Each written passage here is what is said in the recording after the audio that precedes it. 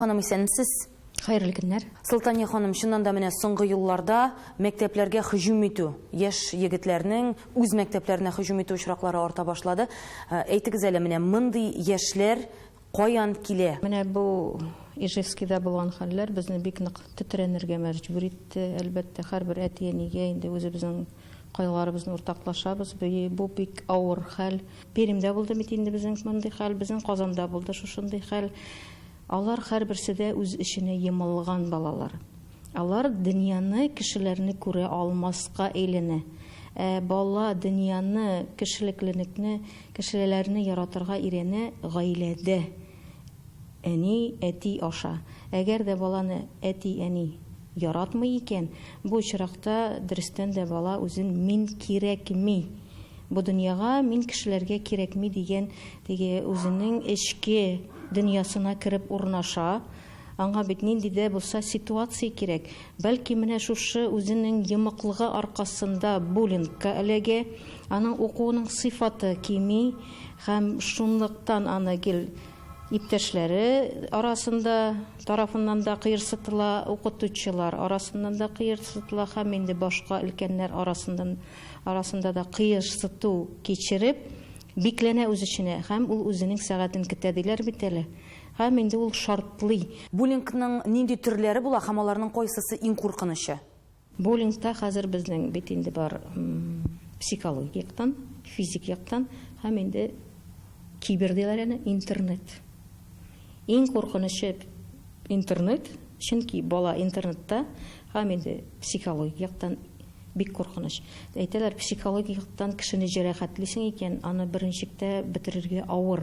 Физик җәрәхәт бетә ул. Сылтания ханым, үзегезнең эш барышында менә мондый балалар белән очрашканыгыз бармы сезнең? Менә мисал итеп, нинди менә шундый буллинг очрагын китерә аласыз? Ничек була ул?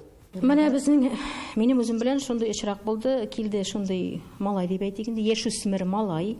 Ул мәктәпкә пычак алып килеп, яшьтәшләрен куркыткан.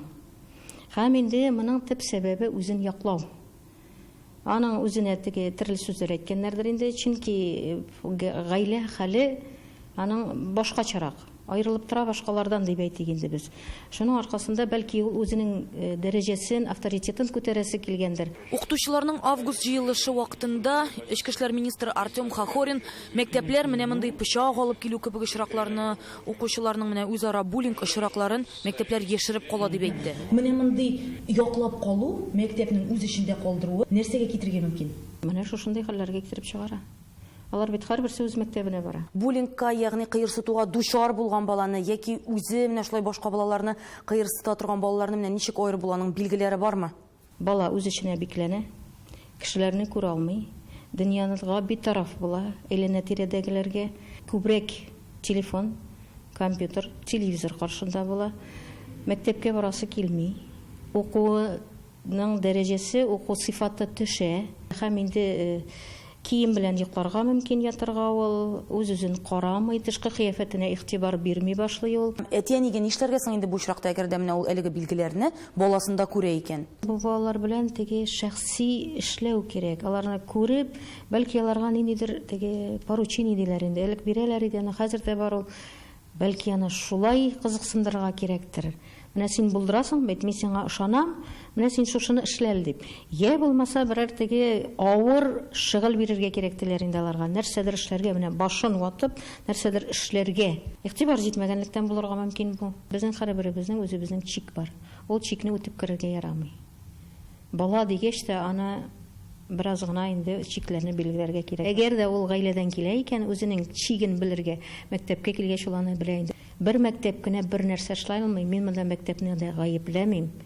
Чөнки без үзебез игътибарсыз балаларыбызга карата битараф. Әгәр әти-әни белән мәктәп бердәм булмаганда, гаилә, мәктәп, алар бергә үрелеп барырга тиеш.